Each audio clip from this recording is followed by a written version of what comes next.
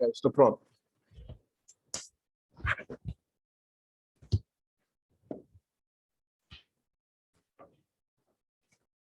Bom dia. Essa é uma atividade do Conselho de Medicina de Goiás, CREMEGO. Estamos no estúdio CREMEGO, atividade desenvolvida para a educação continuada dos médicos goianos e brasileiros. Estamos no curso sobre urgências médicas, nesse módulo urgência em pediatria. Teremos hoje aqui um tema importante, de grande relevância metabólica, que é a cetoacidose diabética na infância. Agradecer, então, aqui o CREMEGO, seu presidente, professor Paulo Vêncio, e seus conselheiros, 42 conselheiros. Essa é feita em comunhão com a Sociedade Goiana de Pediatria, aí agradecer a diretoria da Sociedade Goiana de Pediatria, e o nosso técnico informático aqui, o Regis, que sem ele as coisas não acontecem. Estamos recebendo hoje, então, aqui a doutora Ivana Nader. A doutora Ivana é médica, especialista em pediatria, com área de atuação em endócrino-pediatria pela Universidade de São Paulo, Ribeirão Preto, e é médica da APAE. Recebendo também a doutora Renata Machado, que é médica endocrinologista, com área de atuação em endocrinologia pediátrica, é mestre em genética, doutora em ciências da saúde e docente da UFG. Nós vamos começar, portanto, com a doutora Renata e, na sequência, a doutora Ivana Nader. Doutora Renata, seja bem-vinda, fique à vontade. Seu microfone está fechado, Renata.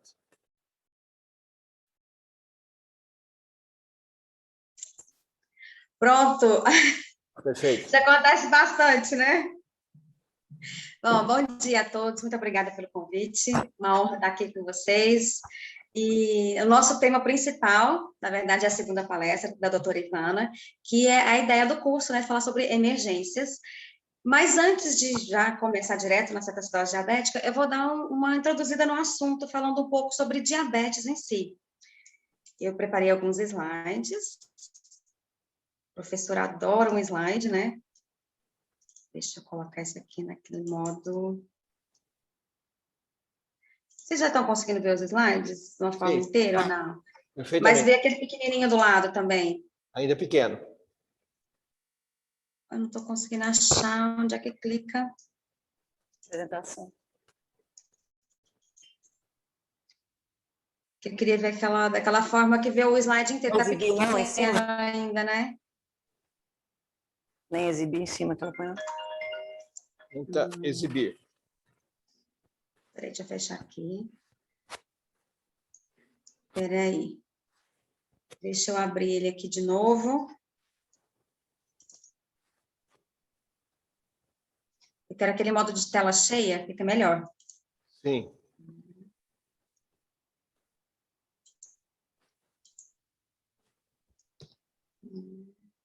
Eu não sei se eu tenho que... Não, acho que é aqui mesmo.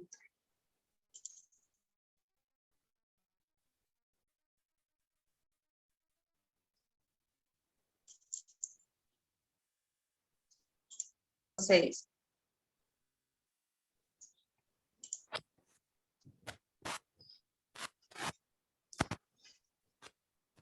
Exibir. Exibir? Vou apresentar os slides ali. Em cima. Pois é, em cima? Achava que era embaixo. Ou a apresentação de slides ou exibir. Ali, do lado. Tem do lado, apresentação de slide. Do outro lado. Tem a página inicial. Gente, cadê isso? Ah, tá, exibir. Entendi. Não, põe a apresentação de slide. Modo. Do lado do exibir. Do lado. Tem revisão e a apresentação de slide. Ah, tá. Apresentação de slides. Esse não é isso. Não. É que geralmente aparece aqui embaixo. Talvez se eu colocar ele com menos... Não estou entendendo o que está acontecendo. Ah, aqui, ó. Eu entendi onde é que é. Só que ele não está conseguindo fazer o que eu estou querendo. Eu quero deixá-lo...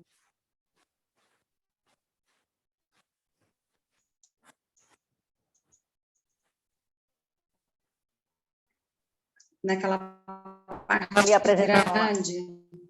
Não me apresentaram online, não. Foi.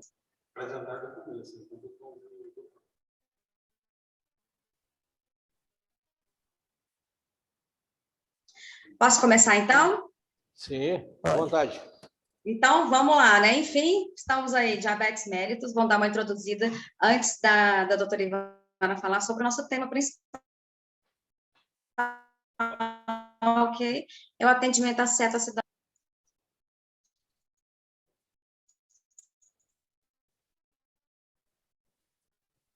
Ai, meu slide agora não quer passar. Bom, pode considerar que a pessoa tem diabetes quando existe um estado de hiperglicemia crônica. Eventualmente, algumas crianças graves podem fazer um momento de hiperglicemia, e isso não é caracterizado como diabetes.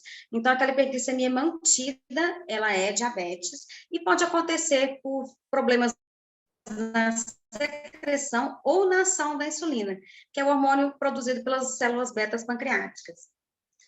Os critérios diagnósticos para crianças são os mesmos para adultos também. Então, na glicemia de jejum, mas persistentemente, não só um exame, né, acima de 126 miligramas por decilitro, após um teste de tolerância oral à glicose, maior que 200, e ao acaso também maior que 200 miligramas por decilitro, contanto que tenham sintomas. É a mesma coisa de adulto. Na verdade, diabetes não é uma doença, mas é e especificamente só de diabetes tipo 1, que é aquele autoimune, que faz uma destruição das células betas, né? E pode ser idiopático também, que existe uma destruição, mas sem ter uma autoimunidade confirmada. Já foi antigamente chamado de diabetes juvenil ou diabetes insulino dependente, porque ele é muito mais frequente de aparecer na infância e ele, logo no início, a gente já tem que começar com insulinas. Existe o diabetes tipo 2, que antigamente já foi chamado de diabetes do adulto, ou diabetes insulino independente.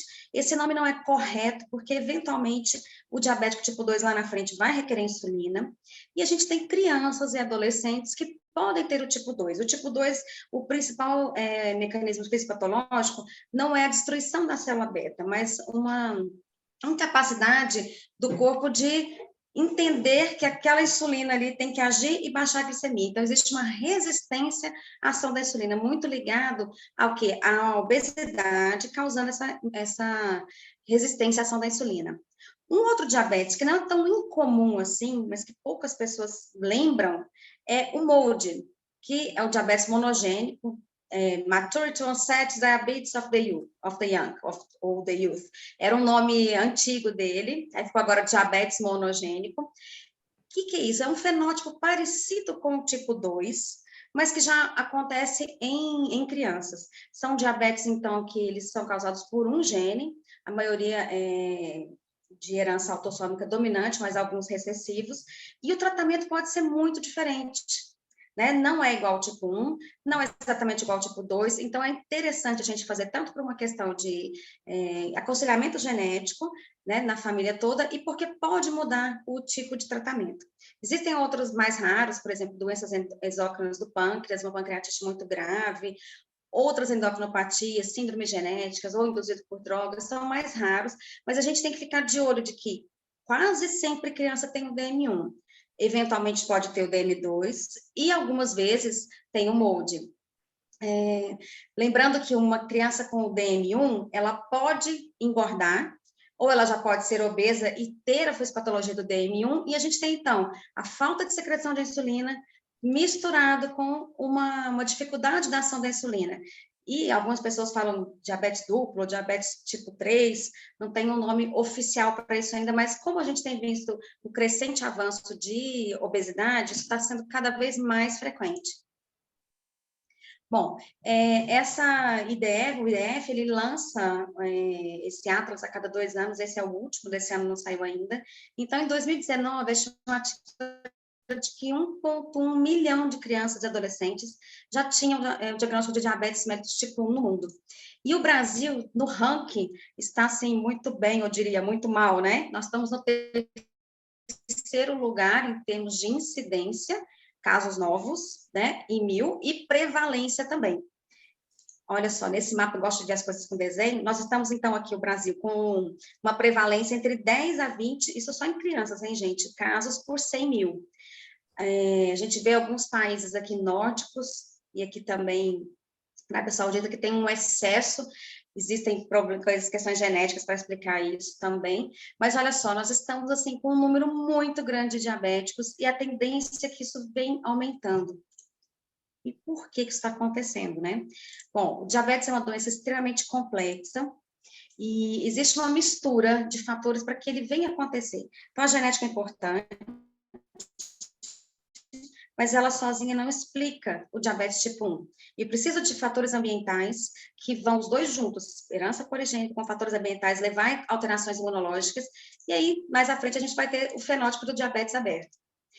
Então, juntando suscetibilidade genética, esses fatores, gerando autoimunidade crônica, no final eu tenho um gatilho, e aqui muitas vezes que vai chegar no pediatra, depois é que chega no endócrino. Esse gatilho pode ser um acidente, pode ser uma gravidez na adolescência, e muitas vezes uma infecção aguda, que serve como, não é a causa do diabetes, né? E, por exemplo, um estresse muito grande, que falecimento na família, não um estresse do dia a dia, mas um estresse muito grande, aumentando o cortisol, pode ser um gatilho para aparecimento do diabetes, mas não existe diabetes emocional, e não foi a infecção em si que causou o diabetes, isso foi o gatilho, que esse paciente já estava com tudo isso por trás, para então vir os sintomas, poliúria, polidipsia, polifagia, perda ponderal. Então, no pronto-socorro, uma criança com uma infecção, principalmente, a gente tem que lembrar que essa infecção pode servir como gatilho de DM1. Lembrar-se de pesquisar também outros sintomas, além daquele sintoma específico da pneumonia, da infecção de urina, aquela infecção mais grave que essa criança está tendo. Para a gente fazer o diagnóstico o mais rápido possível de um diabetes e não deixar chegar na cetoacidose diabética, que é uma encrenca, né? Classicamente, a gente tem esse desenho aqui, mostrando como que tudo acontece ao longo da vida dessa criança que vai ficar diabética.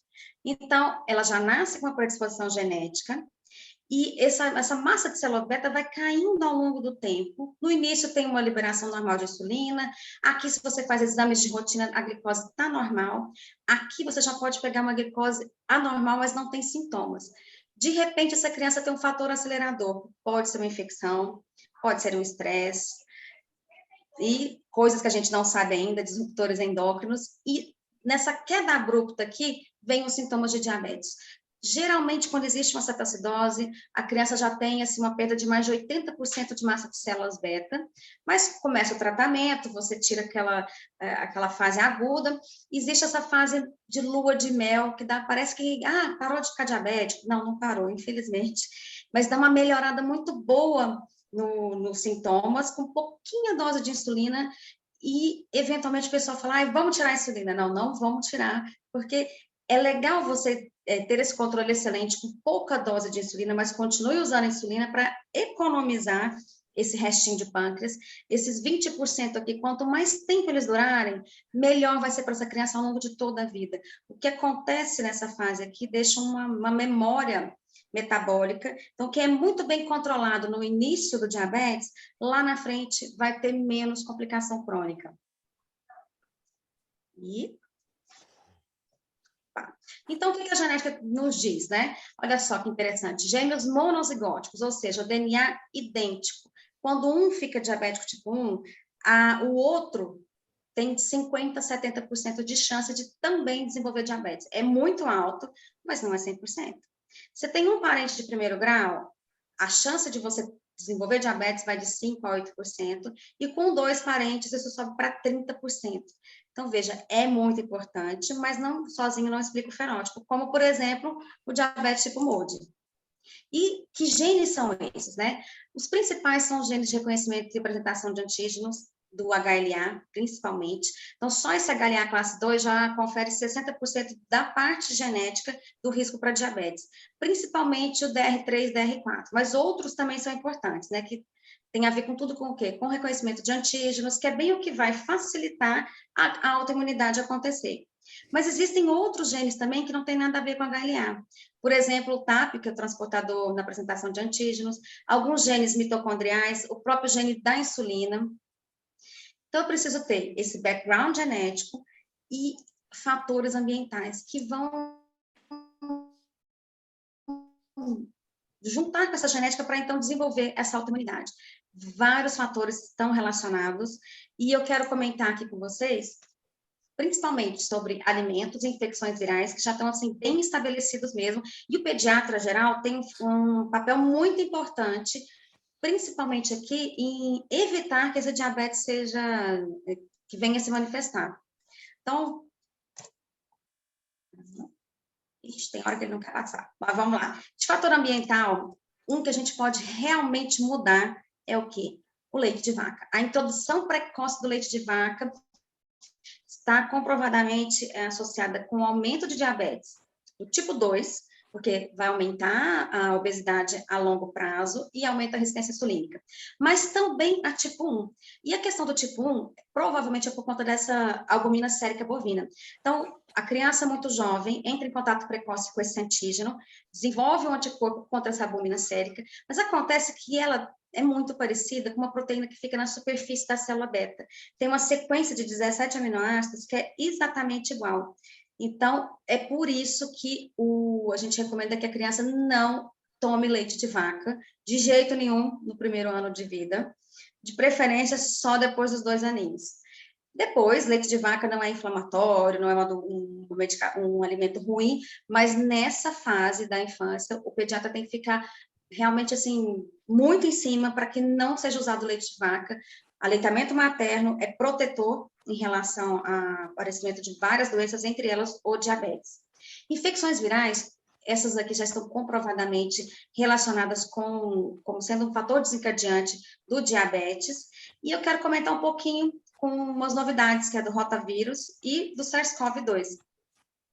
Essa foi uma revisão sistemática com meta-análise que foi apresentada ano passado no Congresso Latino-Americano. A gente está escrevendo ainda, vai ser publicado, mostrando, então, que a vacinação contra o rotavírus conseguiu modificar a incidência, o desenvolvimento para diabetes mellitus tipo 1. Então, é uma vacina que deve ser muito estimulada pelas questões do próprio rotavírus, claro, e também pensando a médio e longo prazo para redução dessa indução de diabetes mellitus tipo 1. E o Covid, né? É o que está nos deixando assim tão longe uns dos outros, né? Ou que coisa difícil essa doença. Não tem dúvida de que é um fator desencadeante do diabetes tipo 1, como qualquer infecção, como, né, qualquer estresse muito grande. Uma criança que já tem uma destruição autoimune da célula beta, e aquela infecção por SARS-CoV-2 pode ser o quê? O evento desencadeante que faz aumentar os hormônios contrarreguladores e abre-se o quadro de diabetes tipo 1. Não tem dúvida. Não tem dúvida também que diabetes vão pior quando tem Covid-19, inclusive crianças. Mas será que o SARS-CoV-2 consegue induzir o diabetes, assim como alguns outros daqueles vírus? Parece que sim, não é uma certeza ainda, mas existem algumas evidências. Por exemplo, esse trabalho traz que eles levantaram essa questão porque apareceram alguns surtos de diabetes mellitus tipo 1 associados a casos de Covid-19. Então, é um estudo observacional, mas chamou atenção para isso. Existe uma plausibilidade biológica? Existe. E a gente já se sabe, então, que o SARS-CoV-2, ele faz uma lesão de célula beta. Agora, quanto que isso vai ser reversível ou não, ainda é questionável. Mas, então, lesiona a célula beta, reduz a secreção de insulina. Além de que, ao mesmo tempo, ele leva uma resistência à ação da insulina. Com certeza, durante uma COVID grave, muitos pacientes vão ter hiperglicemia, não necessariamente vão ficar diabéticos sempre, mas essa destruição de célula beta, naquela criança que já tem a autoimunidade prévia, será que isso seria suficiente para trazer ao diabetes tipo 1? Pode ser que sim. Esse é um artigo que saiu agora recentemente na Nature, mostrando que essa infecção pelo SARS-CoV na célula beta faz perder a identidade da célula beta, algumas entram em apoptose, então você perdeu a massa mesmo, mas outras, elas estão ali ainda, mas elas não produzem mais insulina. Então, a gente vai ter essa resposta com certeza daqui a um tempo, mas é bom ficar muito atento, principalmente em crianças que têm histórico familiar de diabetes mellitus tipo 1. Se teve Covid, vamos ficar de olho, prestar atenção muito nos sintomas de diabetes tipo 1, porque essa criança provavelmente têm uma redução de massa de célula beta por conta do SARS-CoV. Em relação aí pior por COVID, o tipo 2 fica muito claro, porque eles têm também, é muito frequente que eles tenham o quê? Um monte de comorbidades que também são fatores de risco para ir pior com o COVID. Mas o principal para garantir uma sobrevida melhor é o quê? Como está o controle naquele momento da internação. Então, olha só, são dados gerais, não só de tipo 1, mas a sobrevida do paciente diabético com COVID, se ele está com uma glicemia média boa, menor que 180, tem 90% de sobrevida. Se ele está descompensado, é o contrário, ele tem 11% de sobrevida. Então, o bom controle do diabético é fundamental, sempre, mas aqui, no caso de COVID, mais ainda, né? Então, que pode ser tanto por semelhança aos antígenos, como eu expliquei em relação aos anticorpos de um vírus ou de um alimento simulando e confundindo com proteínas de célula beta, como é o caso da albumina bovina, e em alguns casos o próprio vírus vai infectar e lesar essa célula beta. Então, essa insulinite, ela é bem complexa, tem macrófagos, linfócitos, a lesão é mediada por células, por radicais livres, citocinas, e na prática, o que a gente faz? Estou na dúvida, ou mesmo, não estou nem na dúvida, mas eu quero confirmar que é um tipo 1 autoimune, naquele momento do diagnóstico é interessante a gente fazer os anticorpos, né? E a gente deixa isso anotado no prontuário. Lá na frente, muitos anos depois, isso pode negativar, destruiu todo o pâncreas, toda a célula beta, não tem mais o antígeno, acabou o anticorpo. Então, não necessariamente um diabetes de longa data lá na frente, sem anticorpos, ele deixou de ser tipo 1. Não deixou de ser tipo 1. Ele deixou de ter auto-anticorpos dosáveis por conta de ter sumido o antígeno ali, que era o próprio pâncreas, né? Facilitando um pouquinho a vida da Ivana, que vai falar sobre a cetoacidose, a gente tem que lembrar.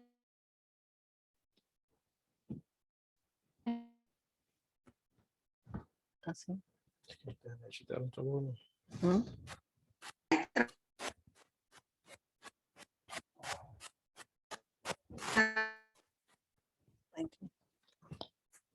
Ali para o seu consumo. Chegando um pouquinho mais perto, isso acontece de forma de dímeros.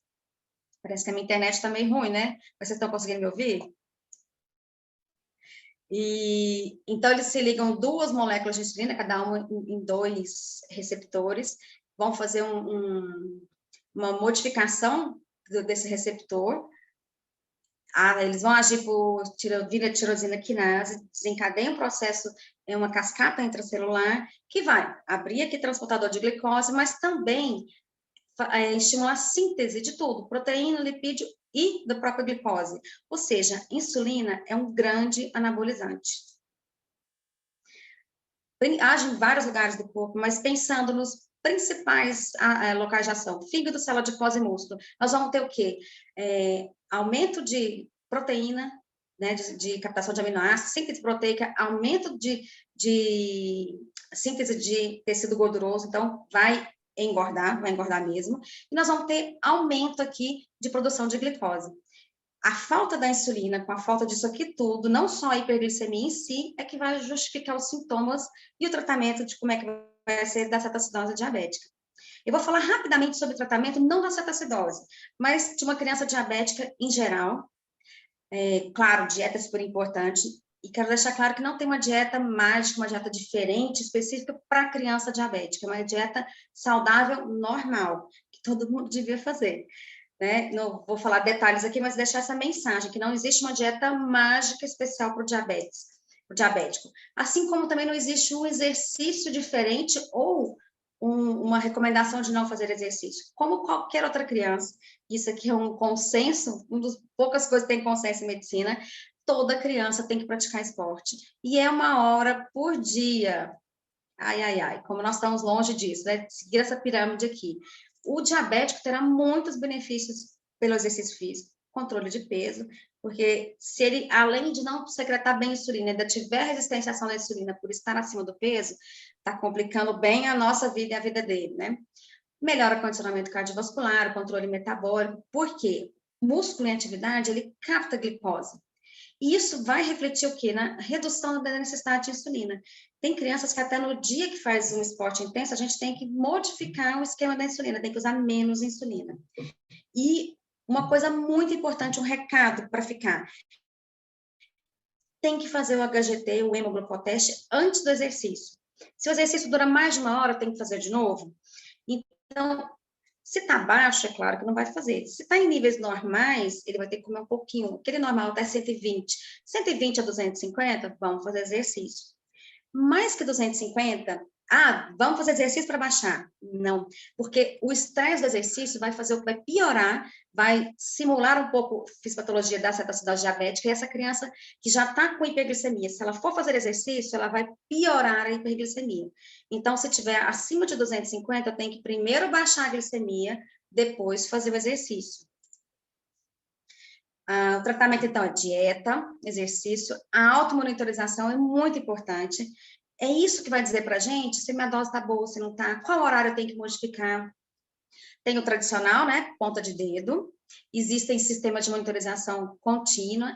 Esse Flash já está no mercado, acho que uns 5 ou 6 anos, é bem bacana, só que de vez em quando ele dá uma confusão. Ele tem sensores que dão pane, e não é tão infrequente, mas é bem interessante. Você pode, a cada 5 minutos, passa o sensor, não fica furando tanto, mas tem que ser confirmado com a ponta de dedo, para ver se não está tendo muita diferença.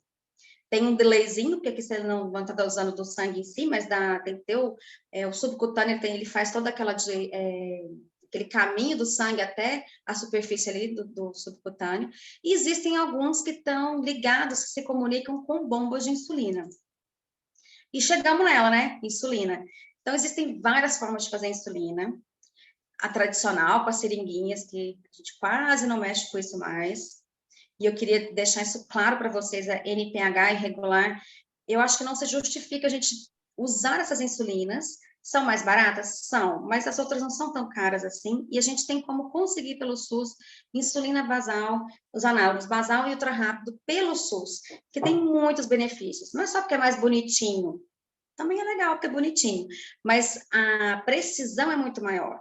Aqui, você medir de 1 em 1 até vai, mas fica meio complicado. A maioria você consegue medir de 2 em 2 unidades. Aqui eu consigo medir de meio em meio, isso faz toda a diferença. E a gente tem a bomba, que em alguns casos dá para ganhar, né, mas com múltiplas injeções de insulina super ultra rápida e a basal, a gente consegue ter um controle muito melhor que NPH irregular por um preço não muito superior, e a gente pode ganhar pelo governo. E quando usar a insulina, a gente tem que lembrar de como é que é a secreção fisiológica, né? Existe, mesmo em jejum, uma secreção basal aqui, que o nosso pâncreas faz. A gente não entra em cetoacidose nunca, mesmo sem, né?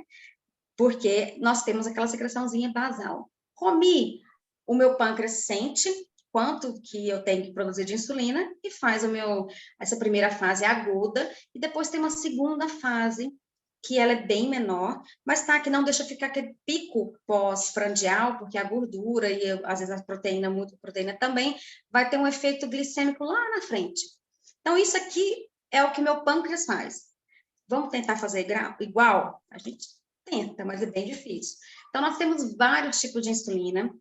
Aqui em vermelhinho as que são rápidas ou ultra rápidas, e aqui as que seriam, NPH seria usada para basal, e aqui as basais, assim, de verdade. Vamos ver isso em forma de desenho, acho bem mais didático.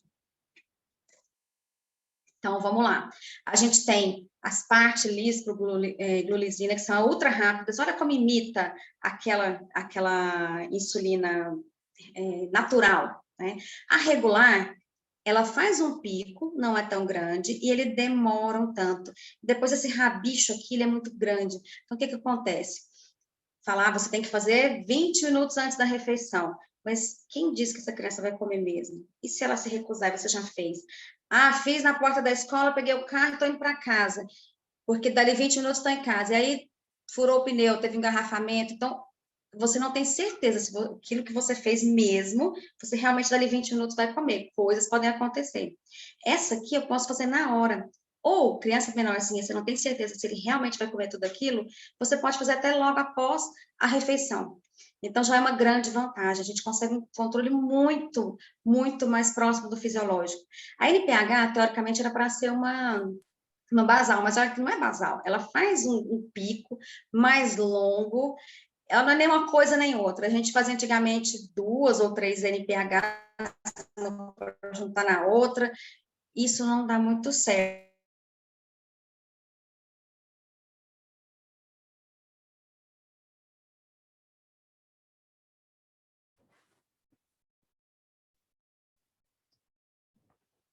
Renato, estamos sem o som. Ah, Seu som sumiu. vixe, Agora voltou. voltou? Ai, meu Voltou. Deus. Essa internet. Eu estou aqui em Trindade, na casa dos meus pais, mas vamos nessa. Então, NPH, ela é leitosa. Aí você tem que fazer aquele balancinho para diluir com carinho e amor. Não pode chacoalhar, mas tem que fazer, sabe, ou assim, 20 vezes. Tem trabalho mostrando, depois de 20 vezes, realmente está bem diluído, está uniforme. Se você fizer 3 ou 4 vezes, no seu olho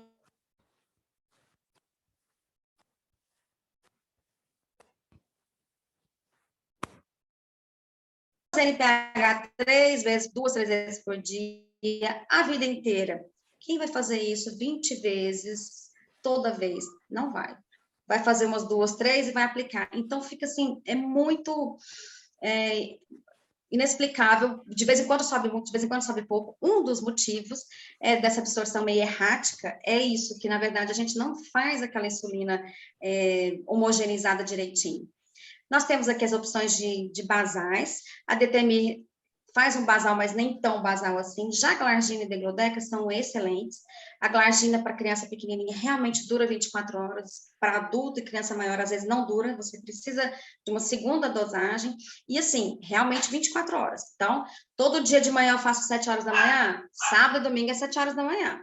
Já a Degludeca tem uma ação realmente flat e mais tempo. Então, no final de semana eu acordei mais tarde, ou então esqueci, mudei o esquema, viajei, teve fuso horário, e eu posso fazer com mais ou menos 24, não tem que ser exatamente 24 horas, e ela continua funcionando super bem. Então, eu acho, assim, muito bacana fazer a Degludeca. Então, a gente consegue com essas duas, faz um perfil flat aqui com as basais, comi, faço insulina, comi de novo, faço insulina. A bomba, mais bacana ainda no sentido de que esse basal eu posso modificá-lo, que ele é só naquela hora ali. As canetas, você faz aquele basal de X, e aquilo ali vai às 24 horas. Não tem como, de dia eu quero um basal mais alto, de noite um basal mais baixo. Só com a bomba que é possível fazer isso, né? E quanto de insulina? Varia muito. Olha só, a dose por quilo. Na lua de mel, aquela fase que ainda tem um restinho de pâncreas, a dose é bem baixinha, de 0,3 a 0,5 unidades por quilo dia. Nas crianças sem hormônio sexual, chega no máximo a 1 unidade por quilo, até que vem a puberdade. Aí danou-se. Por quê? Tanto porque o comportamento deles não ajuda, né? E também porque os hormônios sexuais vão contra a ação da insulina. É uma fase que existe fisiologicamente uma resistência à ação da insulina. Então, é uma fase bem complicada da gente conseguir controlar, mas quem quer, controla. Então, isso aqui é uma dose total de insulina, mais ou menos, quando você está com o primeiro paciente lá, vamos fazer uma conta, isso aqui ao dia. E como que eu vou dividir isso? Mais ou menos 50% basal, 50% bolos. Ou até um pouquinho menos de basal e mais de bolos. E o que o pessoal quer? Ah, não, eu quero fazer só a injeção da Lantus ou só da Degludec, uma injeção por dia e resolver meu diabetes. Isso não existe. Infelizmente, não existe. E, às vezes, o paciente vai fazendo isso e a gente vê muito no consultório basal lá em cima em 10, 20% da ultra rápida e não vai conseguir controlar. Você vai ter problema que a gente tem que, desde sempre, ensinar a família que diabetes é uma doença crônica, progressiva e que vai precisar de injeções, muitas ao dia, a vida inteira. É uma notícia meio chata, mas pensando, 100 anos atrás, que foi quando a gente realmente teve insulina, era uma sentença de morte. No máximo, em 2 anos, todos os diabéticos tipo 1 morriam. Acabava aquele restinho de pâncreas, não, acabou, tchau e benção, cetoacidose grave.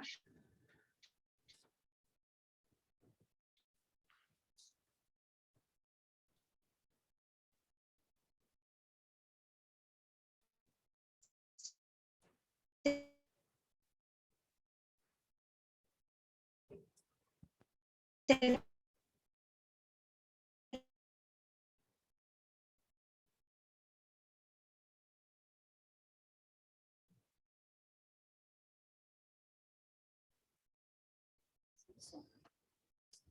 Renata, seu som desapareceu.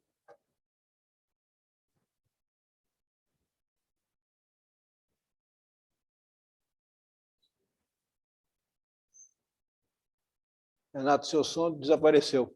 Não estamos te ouvindo. Seu microfone está fechado.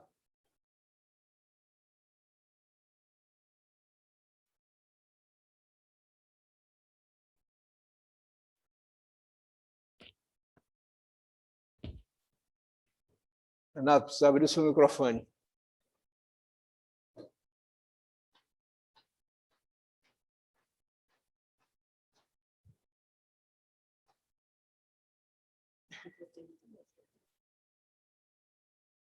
Não estou ouvindo.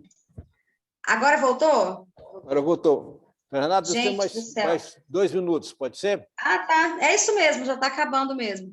Ótimo. Meu Deus. Volta aqui, slides. Vou bem.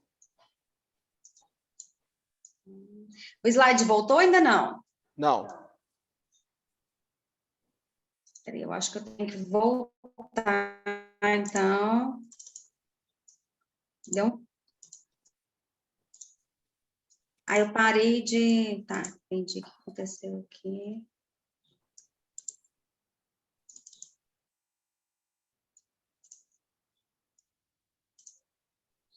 Vamos ver se agora vai. Ai, ai. Ele não está aparecendo.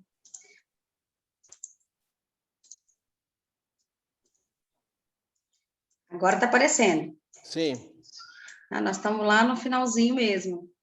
E tudo isso eu quero para quê, né? O que eu quero, na verdade? Eu quero evitar complicações as agudas.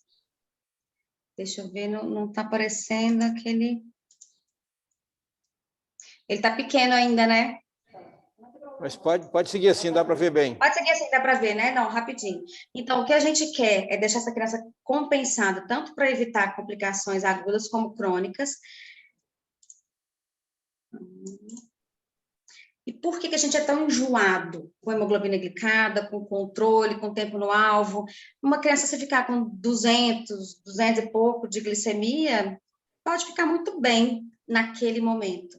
Mas olha como é exponencial a coisa. Cada ponto de hemoglobina glicada que aumenta, você tem um aumento exponencial de complicações crônicas. E é isso que a gente quer evitar a todo custo. Nós temos esses objetivos aqui, de hemoglobina glicada. Os pequenos a gente a gente deixa um pouco mais solto, por quê? Porque o risco de hipoglicemia é muito grande, e a hipoglicemia, tanto em criança quanto em idosos, ela pode, assim, ser realmente muito nociva nas crianças, trazer consequências permanentes de dano cerebral, né? As metas glicêmicas, então, que a SPAD, né, International Society for Pediatrics and Adolescent Diabetes, colocou, olha que difícil, entre 90 e 140 no pré-prandial, no máximo 180 nos outros horários, e na madrugada, entre 80 e 162. Não é fácil, a gente não consegue fazer isso com todos, mas é algo que a gente tem que tentar buscar para que essas crianças não entrem nem em complicações agudas e nem crônicas. Gente, desculpa pelas falhas técnicas aí. Esses são os meus contatos, minhas redes sociais. Vocês me encontram. E agora